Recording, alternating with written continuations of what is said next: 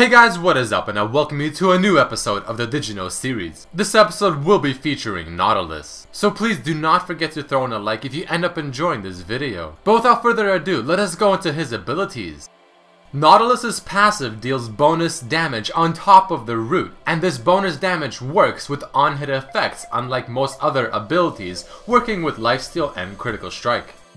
If Nautilus's passive is used on someone like Pantheon when he's blocking, Fiora when she's parrying, Jax while he's dodging, or Teemo while he's blinded you, it will apply the root but not the damage. A neat thing with his Q is if you issue movement orders in about the same direction prior to actually using his Q, once the Q animation is done, it will auto continue walking you to wherever you right clicked prior to the Q, so that you don't have to click there again. Nautilus's Q will be blocked by something like Wind Wall from Yasuo, but it will ignore other things like Jarvan's ultimate's walls or Anivia's wall. If the target of your Q ability dies from the Q itself, Nautilus will treat them as an obstacle, not a champion, meaning that he will pull himself all the way to their location rather than pull each other halfway. Spell Shield will block Nautilus's passive snare only, not the damage, and also it will block his Q, his W ability, his E but only one tick of it, and his ultimate.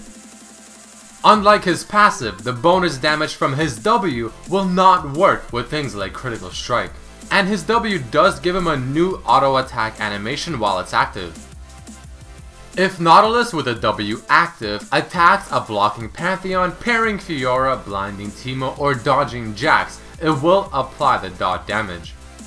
Even though outrunning Nautilus's ultimate is nearly impossible, teleporting away with either the back animation or the teleport summoner spell will cause it to cancel and fizzle out. Alright guys, let us go into some cool facts and lore about Nautilus. Nautilus was designed by someone named Zephyrus, who also made champions such as Fizz, Heimerdinger, Oriana, Riven, and more. The name Nautilus in the Greek language means sailor, which does relate to his lore. Apparently, a nautilus is a species of the cephalopod, in particular, the Nautilidae family, which is a squid species. He can also be derived from a book called 20,000 Leagues Under the Sea, which Nautilus is the name of the submarine. And from this, Nautilus is the name of the first nuclear-powered submarine, the full name being the USS Nautilus SSN 571.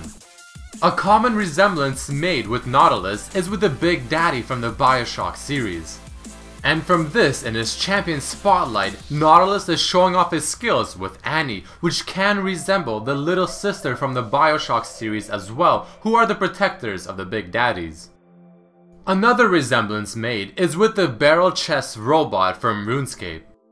From this, let's go into his lore. At first, Nautilus was a sailor who was commissioned by the Institute to explore uncharted reaches of the Guardian Sea. One task led him and his crew where the blue water was replaced with the black, oozing liquid, and only Nautilus was brave enough to go in and explore. As he put on his diver suit and went over the ship's rail to go in the water, suddenly something grabbed him and began pulling him fiercely into the water. As he begged his crew for help, they let go of him in a terrified fashion, and as he was being dragged down, he grabbed the ship's anchor in a desperate attempt.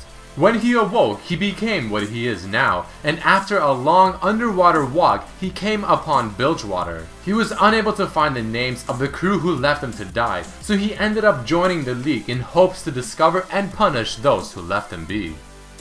The black water from his lore might be referencing to the cartoon The Pirates of the Dark Water, where a world is being devoured by an evil substance known as Dark Water.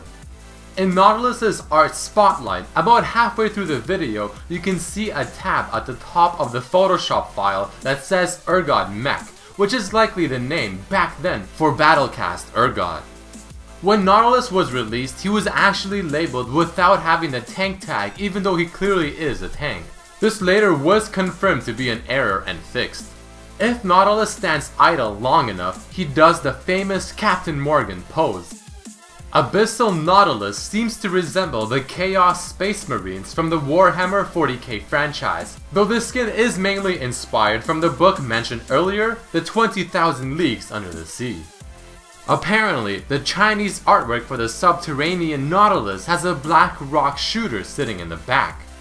Astro Nautilus was inspired from Madcom Go's artwork and has a theme with astronaut Timo.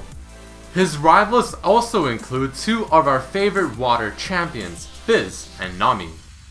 Alright guys, that unfortunately does mark the end of this episode of Did You Know featuring Nautilus. If you did end up enjoying this episode, don't forget to throw in a like and share it with your friends. You can also suggest a champion in the comment section underneath this video that you would like to see in the next episode, or any sweet theories you think I should go over. I'd also really much appreciate it if you guys would follow me on my Facebook and Twitter fan page, both Redmercy LOL. But with all that being said, I hope you guys enjoyed this episode, and I hope to see you next time. Peace.